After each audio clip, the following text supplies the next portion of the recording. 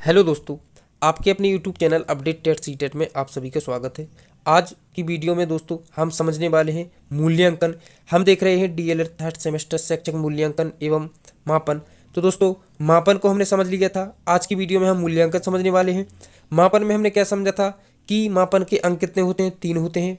प्राणी यानी कि जिसकी विशेषता का मापन होना है, या विधियां और मापनकर्ता 3 प्रकार के होते हैं। मापन के प्रकार कितने होते हैं, 3 होते हैं। निरपेक्ष मापन, सामान्यीकृत मापन, एब्सोल्यूटिव मापन। और फिर समझाता दोस्तों कि शैक्षिक मापन के स्तर कितने होते हैं। तो शैक्षिक मापन के स्तर 4 होते हैं। शाब्दिक या नामित स्तर, क्रमिक स्तर और अंतराल स्तर, अनुपात स्तर। इस प्रकार से हमने जो है मापन को समझा था। आज की वीडियो में हम इसी की तरह हम समझने वाले हैं मूल्यांकन। मूल्यांकन का अर्थ आप देख रहे होंगे स्क्रीन पर। एवेल्यूएशन यानी एवेल्यूएशन क्या होता है दोस्तों, इसको हम समझेंगे। मूल्यांकन, तो देखिए मूल्यांकन का अर्थ मूल्य का अंकन। सबसे पहले इसको समझिए। हमने मापन को इतनी अच्छी तरह समझाता है, यदि वह वीडियो नहीं देखी है तो वह देख लीजिए, तब ही जो है यह वीडियो आपको बेहतरीन समझ में आएगा। हम जानते हैं कि मापन के द्वारा केवल किसी व्यक्ति या वस्तु के किसी विशेषता को मानक चिन्हों अथवा इकाइयों, अंकों में प्रकट किया जाता है। और मूल्यांकन में इसको ध्यान से देखिए। हम जानते हैं कि मापन के द्वारा केवल किसी वस्तु के मानक चिन्हों या इकाई अंकों में हम बांटते हैं, परंतु अब देखिए मूल्यांकन में मापन के इन परिणामों की व्याख्या की जाती है और गुण दोषों की जो है विवेचना करके उसमें संबंध सही और जो है सही निर्णय करना या वास्तविक मूल्य निर्धारण करना ही मूल्यांकन होता है। अब देखिए क्या मतलब है। यानी मापन में आप क्या करते हैं, मापन में आप उसको इकाई अंकों में प्रदर्शित कर देते हैं, प्रकट कर देते हैं। परंतु दोस्तों आप कह देते हैं कि जो पूर्णांक 60 का था, जिसमें से वो जो अभय ने 58 नंबर प्राप्त किए हैं, यह क्या हो गया दोस्तों, आपका मापन हो गया। परंतु दोस्तों 58 नंबर क्या है, आप कहेंगी कि कक्षा 8 में अभय ने फर्स्ट स्थान प्राप्त किया है, तो दोस्तों यह आपका मूल्यांकन हो जाएगा। एक समझिए, मापन कहता है हाउ मच, कितना है। यानी दोस्तों मापन कहता है हाउ मच, कितना है, परंतु मूल्यांकन कहता है कि हाउ गुड, कितनी उसमें क्वालिटी है, कितनी अच्छाई है। इस प्रकार से दोस्तों आप इसमें समझिए। अब देखिए उदाहरण क्या दिए हैं, इसमें आप समझिए, बहुत अच्छी तरह समझ जाएंगे। पहला है बर्तन में कितने 3 लीटर पानी है। यह क्या है, यह मापन है। यह पानी गंदा है, यह क्या है, मूल्यांकन है। देखिए कितने अच्छा उदाहरण दिया है। हम कह देंगे कि वहां पे 10 लोग हैं, परंतु और दोस्तों दूसरा आदमी आकर हमसे कहेगा कि वहां पर जितने भी आदमी हैं सभी शिक्षक हैं। तो दोस्तों यही मूल्यांकन होता है। मापन क्या है, हमने बोल दिया 10 आदमी है, और दोस्तों मूल्यांकन क्या है, उनके गुणों को मापना, उनके गुणों या विशेषताओं को प्रदर्शित करना। यानी आपने कह दिया कि वहां पे 10 लीटर पानी है, और दोस्तों आप कहेंगे कि वह पानी गंदा है, यानी कि मूल्यांकन तो तभी हुआ ना जब उसके गुण के बारे में आप बात करेंगे। संख्या, मापन क्या है, संख्या में प्रदर्शित करना, तो आपने कर दिया, परंतु उसके गुण को बताना ही मूल्यांकन कहलाता है। चलिए अगला उदाहरण देखते हैं, आपको बेहतरीन समझ में आएगा। देखिए मोहन के गणित में कितने 50 अंक हैं, यह क्या है दोस्तों, मापन है। सोहन के गणित में कितने हैं, 60 अंक हैं, यह क्या है, मापन है। अब देखिए दोनों मापन है। अब सोहन के अंक मोहन से ज्यादा हैं, तो क्या है, हाउ गुड, कौन कितना अच्छा है उसको हम इसमें बाहर निकालेंगे।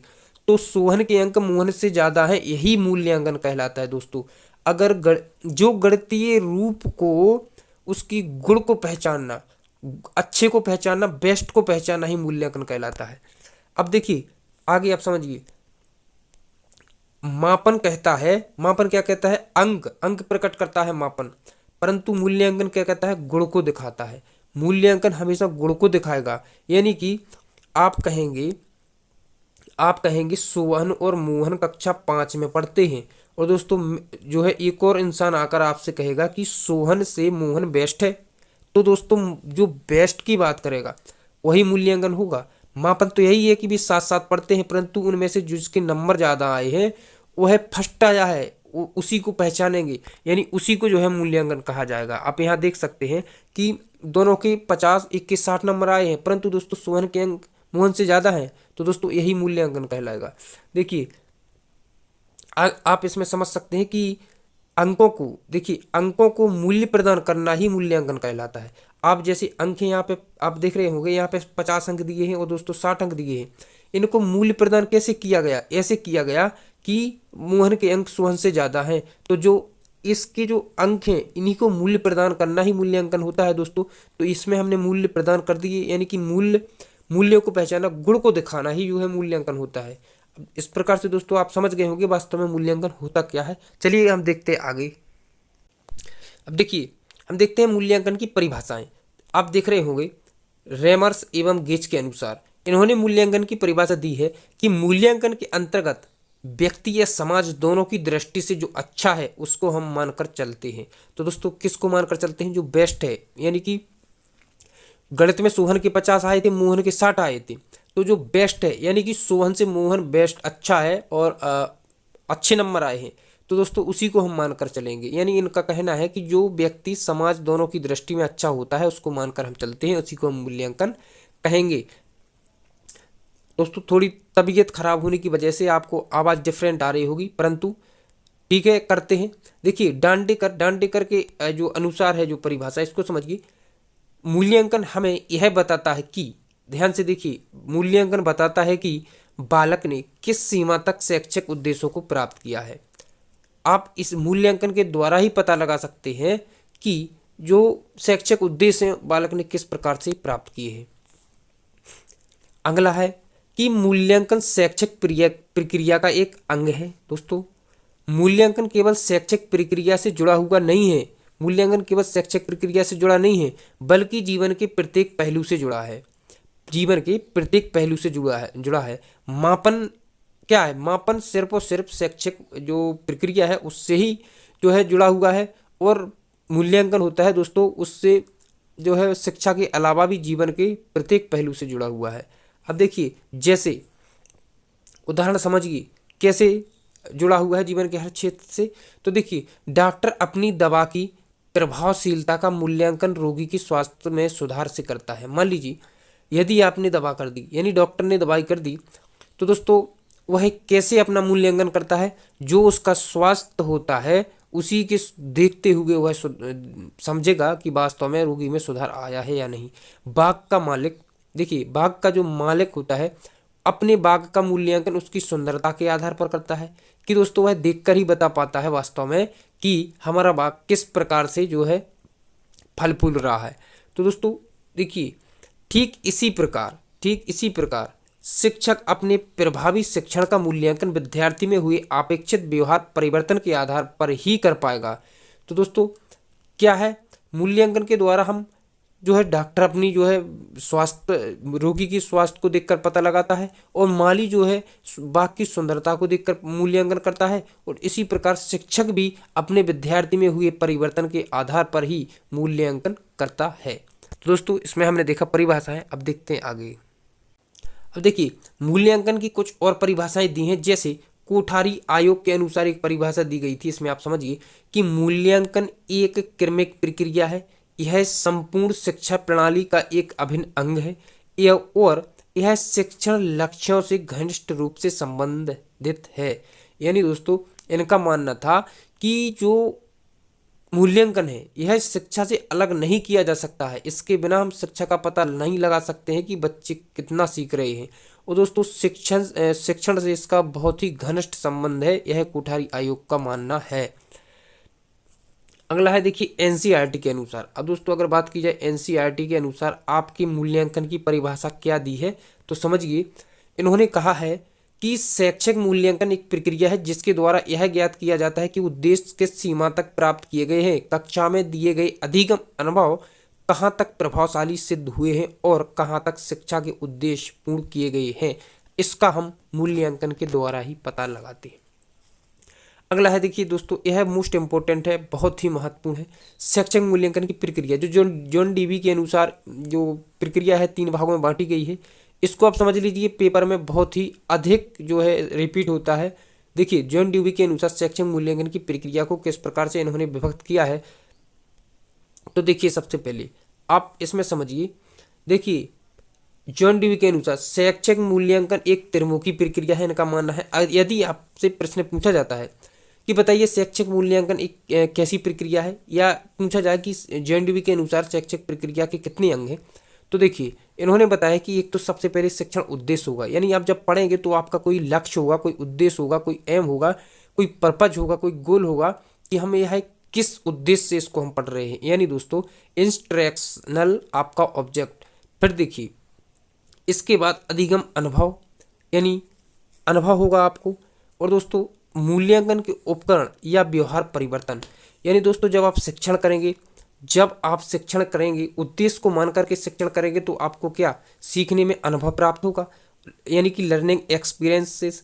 तो दोस्तों जब आपको अनुभव प्राप्त होगा, फिर आप क्या, जब आपका मूल्यांकन किया जाएगा किसी उपकरण के द्वारा तो टीचर पाएगा कि आपके व्यवहार में परिवर्तन आया है, एवेल्यूशन और बिहेवियर चेंज, यानी कि आपका बिहेवियर में परिवर्तन है, बिहेवियर चेंज है।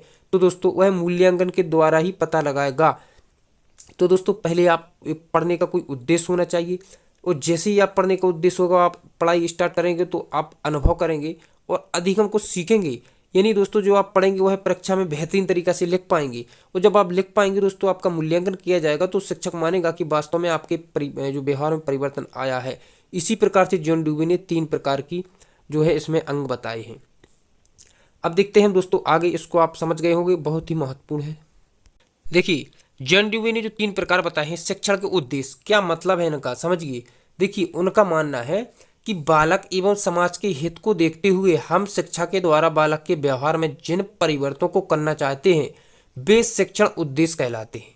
और यानी दोस्तों हमारा उद्देश्य क्या है, बच्चों को सिखाना, हम कैसे भी सिखाएं, किन विधियों से सिखाएं वो हमारे ऊपर डिपेंड करता है। इन्हीं को हम केंद्र मानकर संपूर्ण शिक्षण प्रक्रिया को संभावित करते हैं, जो है शिक्षण उद्देश्य कहलाता है। अब देखिए अधिगम अनुभव क्या है। अधिगम अनुभव देखिए इन शिक्षण उद्देश्यों के अनुकूल शिक्षक विद्यालय में ऐसा वातावरण प्रस्तुत करता है जो बालक सीखने के अनुभव उत्पन्न करने में सहायक होता है। ये अनुभव बालक के ज्ञानात्मक, भावनात्मक तथा क्रियात्मक पक्ष से संबंधित होते हैं। यानी अधिगम अनुभव, यानी दोस्तों जब बच्चा आएगा तो उसको आप ऐसा वातावरण देंगे जो भी आप सिखाएंगे वह उसको सीख जाएगा, और दोस्तों फिर उसके व्यवहार में परिवर्तन आएगा, यानी उसके तीनों पक्ष ज्ञानात्मक, भावनात्मक, क्रियात्मक पक्ष जो है मजबूत हो जाएंगे। तो दोस्तों उसके व्यवहार में परिवर्तन तो आएगा ही। अगला देखिए व्यवहार परिवर्तन क्या है। व्यवहार परिवर्तन शिक्षण उद्देश्यों के प्राप्ति का संकेत देते हैं, यानी उद्देश्यों को प्राप्ति का संकेत देते हैं कि वास्तव में उद्देश्य को मानकर ही जो है हम स्टार्ट करते हैं शिक्षण। व्यवहार परिवर्तन के द्वारा शिक्षण उद्देश्यों की प्राप्ति के संबंध में पता चलता है, यानी दोस्तों अब जब व्यवहार परिवर्तन के द्वारा शिक्षण उद्देश्यों की प्राप्ति का हमें क्या पता है, संबंध में पता चलता है। यानी जब आपका व्यवहार परिवर्तन यानी अधिगम में आपका परिवर्तन आएगा, यानी सीखने में परिवर्तन, जो आप सीखेंगे उसको अच्छे से आप जो है एक्सप्लेन कर पाएंगे। इसी से ही जो है हमें पता चलता है कि वास्तव में आपने कितने उद्देश्यों शिक्षण उद्देश्यों की प्राप्ति कर ली है। अब देखिए इसी प्रक्रिया को इन्होंने शिक्षण प्रक्रिया को 3 भागों में बांटा है। इसी की जो है देखिए इन्होंने जो डॉक्टर पटेल हैं इन्होंने उनकी को जॉन ड्यूवी को प्रक्रिया को ना मानते हुए, उनके अंग को ना मानते हुए 4 प्रकार की शैक्षिक मूल्यांकन चतुर्मुखी है। इनका मानना है कि शैक्षिक मूल्यांकन चतुर्मुखी है। तो देखिए इन्होंने क्या माना है कि यह मानते हैं कि सबसे पहले पाठ्यक्रम होना चाहिए, फिर शैक्षिक उद्देश्य होना चाहिए, फिर अधिगम क्रियाएं होना चाहिए, फिर मूल्यांकन पद्धतियां होनी चाहिए। यानी यह कहते हैं कि सबसे पहले हमें सिलेबस यानी करिकुलम यानी कि पाठ्यक्रम विषय वस्तु पता होना चाहिए इस शिक्षण से पहले। फिर एक शिक्षण का उद्देश्य होना चाहिए, शिक्षण का उद्देश्य यानी इवैल्यूएशन ऑब्जेक्ट्स। फिर इसके बाद जो है अधिगम की क्रियाओं को हमें स्टार्ट करना चाहिए, और दोस्तों फिर हमारा जो है मूल्यांकन होना चाहिए। इस प्रकार से इन्होंने दोस्तों 4 भागों में बांटा है डॉक्टर पटेल ने। तो आपसे प्रश्न पूछा जाता है 3 का तो आप बताएंगे जॉन ड्यूवी और 4 का तो डॉक्टर पटेल। इस प्रकार से दोस्तों हम देखते आगे। देखिए अब देखेंगे दोस्तों मूल्यांकन की विशेषताएं, दोस्तों बहुत ही महत्वपूर्ण है, समझिए। जैसे देखिए फर्स्ट नंबर है आपका। अब देखिए मूल्यांकन गुणात्मक होता है।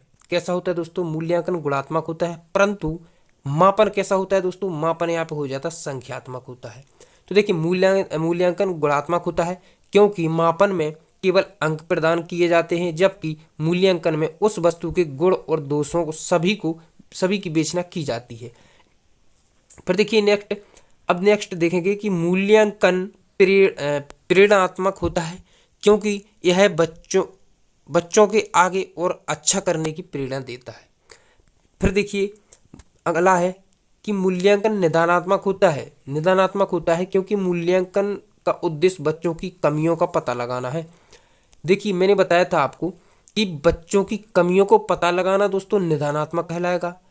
यदि इस कमियों को पता लगाकर उसको दूर करते हैं दोस्तों तो वह उपचारात्मक कहलाएगा। तो इसमें देखिए निदानात्मक होता है मूल्यांकन उपचारात्मक भी होता है। देखिए निदानात्मक होता है, उपचारात्मक यानी पता भी लगाते हैं कमियों का, उसको दूर भी करते हैं, क्योंकि बच्चों की कमियों को दूर किया जाता है मूल्यांकन का माध्यम से, यानी मूल्यांकन के माध्यम से ही बच्चों को कमियों को पता लगाते हैं और उसका उपचार करते हैं यानी दूर करते हैं। नेक्स्ट है कि मूल्यांकन एक सामाजिक प्रक्रिया है, क्योंकि मूल्यांकन से ही व्यक्ति समाज में अपने द्वारा किए गए कार्यों के लिए सम्मान पाता है। अब देखिए जब आपने जो है 50 अंक प्राप्त किए थे, मोहन ने 58 अंक प्राप्त किए थे, तो जो यह बेस्ट है, यह जो है कक्षा में दोस्तों कैसा आया था, कक्षा में फर्स्ट आया था। तो इसको देखिए फर्स्ट आया था तो इसको स्कूल के द्वारा अवार्ड दिया गया दोस्तों। क्या दिया गया, इसको स्कूल के द्वारा अवार्ड दिया गया। तो जो उसके माता पिता आए हैं, जो है पास पड़ोस के जो नागरिक आए हैं, सबके सामने उसको जो है अवार्ड दिया जाएगा, जो पुरस्कार दिया जाएगा दोस्तों। इसीलिए जो है कार्यों के लिए सम्मान भी किया जाता है, मूल्यांकन के द्वारा ही उसको पहचाना गया कि इसके इतने अंक आए हैं, क्लास में फर्स्ट आया है, उसका क्या गुण है, बेस्ट को इसमें हम पहचान सकते हैं मूल्यांकन के द्वारा। मूल्यांकन एक विकासात्मक प्रक्रिया है। कैसी है दोस्तों, विकासात्मक है। इसके द्वारा ही हम जो है हर एक बच्चे के विकास के बारे में पता लगा सकते हैं, उद्देश्यों की प्राप्ति कितनी हुई इसका पता लगा सकते हैं। अब देखें कि मूल्यांकन का महत्व एवं आवश्यकता, यानी क्या महत्व होती है, क्या आवश्यकता है मूल्यांकन की, यदि मूल्यांकन ना होता तो क्या होता और है तो क्या है। तो देखिए बालक को स्वयं अपनी कमजोरियां या सीखने से संबंधित कठिनाइयों और दुर्बलताओं की जानकारी मूल्यांकन के उपकरणों द्वारा ही ज्ञात होती है। मान लीजिए कोई बच्चा है, वह प्रतिदिन स्कूल आता है और दोस्तों जब उसकी परीक्षाएं होती हैं, यानी स्कूल आएगा और सीखेगा, और दोस्तों आते आते जो उसकी परीक्षाएं होंगी तो परीक्षाओं के बाद जो मूल्यांकन होगा तभी उसको पता चल पाएगा दोस्तों कि मैं कितना सीखा हूं और मैंने पेपर में कितना लिख पाया है और कितने हमारे नंबर हैं और क्लास में मेरा क्या स्थान है। तो यह मूल्यांकन के द्वारा ही पता चलेगा, उसको कठिनाइयों और दुर्बलताओं की जानकारी मूल्यांकन के द्वारा ही पता चलती है। नेक्स्ट है मूल्यांकन एवं मापन द्वारा छात्र की व्यक्तिगत भिन्नता का ज्ञान हो जाता है तथा छात्र की योग्यता, बुद्धि, अभिक्षमता, रुचि, व्यक्ति के अनुसार शिक्षा की व्यवस्था की जाती है। इस प्रकार से अगला देखेंगे, मूल्यांकन के उपकरणों द्वारा छात्रों की उपलब्धि की जानकारी उसे हो जाती है और अच्छी सफलता प्राप्त करने के बाद उसे प्रेरित होकर मुख्य लक्ष्य की ओर अग्रसर हो जाता है। यानी मूल्यांकन के द्वारा जब आप मूल्यांकन करेंगे दोस्तों तो उसके अच्छे से अच्छे अंक आएंगे तो उसको जो है पुरस्कार दिया जाएगा, तो वह और प्रेरित होगा पढ़ने के लिए और अधिक नंबर लाने के लिए प्रेरित होगा। तो दोस्तों वह अपने लक्ष्य प्राप्ति के लिए जो है आगे बढ़ता ही जाएगा। यह कैसे संभव हुआ दोस्तों, यह मूल्यांकन से ही संभव हुआ, इसलिए इसकी आवश्यकता है और महत्व भी है। अगला समझिए, व्यावहारिक प्रशिक्षण की कक्षाओं में प्रवेश के समय अभ्यर्थी के चयन हेतु मापन व मूल्यांकन के उपकरण जैसे, देखिए जब आपका एडमिशन होता है आपको खुद पता होगा तो दोस्तों वहाँ पे आपका देखिए मूल्यांकन होता है और मापन भी होता है। तो दोस्तों इन्हीं के द्वारा ही हम जो है कक्षाओं में प्रवेश ले सकते हैं और लेते भी हैं। तो इनका बहुत बड़ा रोल है दोस्तों। देखिए बुद्धि परीक्षण, व्यक्तित्व परीक्षण, प्रश्नावली, अभिक्षमता और परीक्षण आदि विशेष महत्व है इन सब में। यानी दोस्तों कैसे हम प्रश्नावली को सॉल्व करके भी अपनी जो है जो मूल्यांकन के द्वारा ही हम पता लगाते हैं, और परीक्षण का, बुद्धि परीक्षण और व्यक्तित्व सभी का जो है हम मूल्यांकन के द्वारा ही पता लगाते हैं।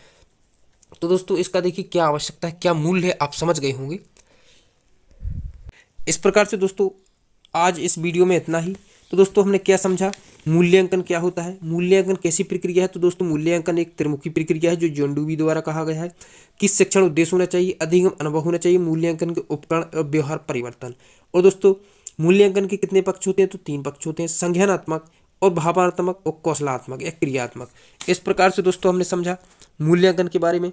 अब हम अगली वीडियो में देखेंगे, जैसे कि आप देख रहे होंगे, मापन और मूल्यांकन में अंतर, इसको यदि आपने समझ लिया तो दोस्तों आपका मूल्यांकन और मापन जिंदगी में भूलने वाला है नहीं है, क्योंकि इसको बहुत ही अच्छे से हमने जो है समझाने का प्रयास किया है।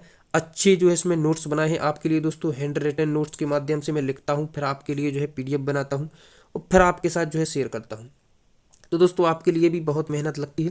तो दोस्तों वीडियो को जरूर देखें और शेयर अपने मित्रों में किया करें दोस्तों, हर एक वीडियो मेरी देखा करें, क्योंकि दोस्तों जो आपके लिए मेहनत करता हूं और उसकी जो है मुझे मोटिवेशन मिली और मैं आपके लिए और अच्छा कर सकूं। तो दोस्तों इस प्रकार हम मिलते हैं अगले वीडियो में, जब तक अपना ध्यान रखिए, अपने परिवार वालों का ध्यान रखिए। आपका समय शुभ हो, धन्यवाद।